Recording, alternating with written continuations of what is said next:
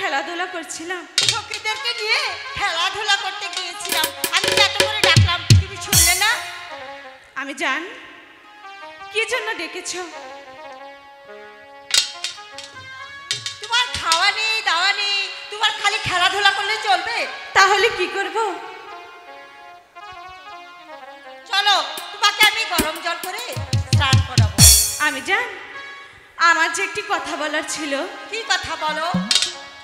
বলছিলাম কি, সখীদের নিয়ে ওই শানুমান্দার ঘাটে যাব চান করতে। না, ওই শান বাঁধা ঘাটে তোমার যাওয়া হবে না। কেন? জানো, ওখানে অনেক জল রয়েছে, ওখানে তো তুমি ডুবে যাবে, ওখানে যাওয়া হবে না। আমি জান সাথে তো সখী আছে, যাই না। থাকলেই কি যাওয়া হবে না তোমাকে? আমি বলেছি তো তোমার যাওয়া হবে না।